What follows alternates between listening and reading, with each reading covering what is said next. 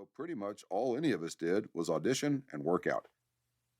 I worked out at a gym nicknamed Buns on Beverly because the treadmills were along a glass wall beside Beverly Boulevard, facing away from the street, which meant the asses of all the models were on full display for anyone to sit and ponder during rush hour traffic. It was here I met Tom. His physique was different from most of the actors who frequented the place and lived on a diet of quinoa and sashimi. Tom was jacked, the kind of jacked you get by doing 1,000 push-ups a day. And he looked tough. Not like all these Ken dolls heading straight to the spray tanner after their workout. Tom looked like he would knock you the fuck out if you tested him. I liked Tom instantly. We would spot each other, trade workout routines, and bullshit with each other between sets. He became a personal trainer at the gym and trained my wife for years. Somewhere around 2008, he opened his own gym. I instantly switched from Buns on Beverly to Muscle Mechanics, and I watched it grow over the years into the largest independent private training gym in Los Angeles.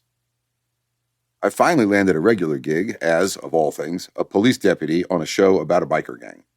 After 2 years of that bullshit, I had deputied all the desire to act out of my system. I decided to write my own stories. I moved with my wife and son to Wyoming and wrote screenplays.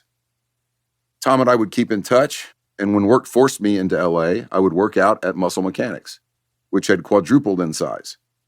Tom had bought a place north of town, had a horse he rode through the mountains of Santa Ynez, and was living the life he had likely always dreamed about.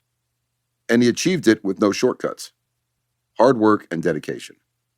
He had done the statistically impossible. He had rehabilitated himself and become a contributing member of society. Then COVID hit, and California shut down. One can argue that California took the shutdown a wee bit too far, you think? But the state attempted to compensate for the nuclear bomb they dropped on their economy by sending out assistance checks to those forced out of work by the shutdown. I do not know the criteria California used to dole out these checks, though I know out-of-work actors who were out of work before the shutdown who received state assistance for years. But gyms were not on the list of businesses eligible for assistance, or at least Tom's gym wasn't. I checked in with Tom in the summer of 2020, and he filled me in on just how fucked he was.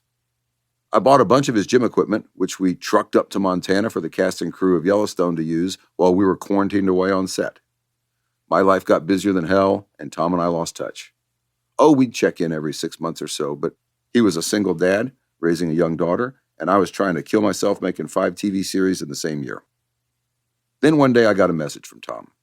He was in a bad way. A real bad way.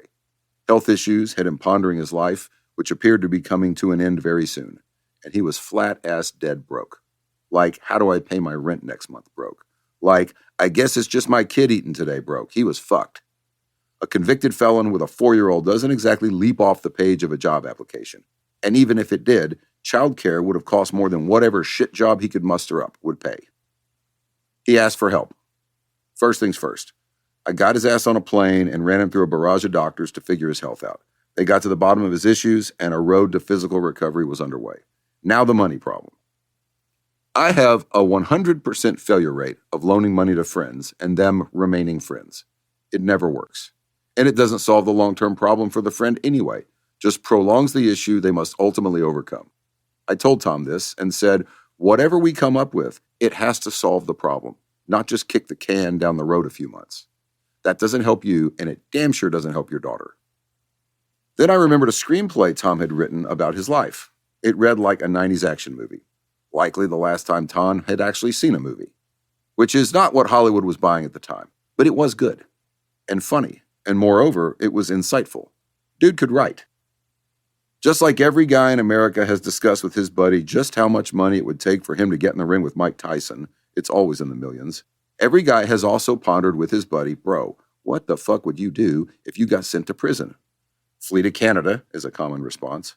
Side note, committing a felony is not the same as dodging the draft during Vietnam. Canadians, friendly though they are, do not want American felons running around the streets of Vancouver and happily return them to the good old US of A. I'd kill myself is another. Then it hit me. What the world needs is a travel guide to the penitentiary. How to survive. Navigate the very, very, very sharky waters where danger lurks, and what mistakes to avoid like the plague. Identifying the problem is half the solution. To keep listening to this audiobook for free, click the link in the description. It will take you to a free Audible trial where you can listen to this and many other books for free for 30 days.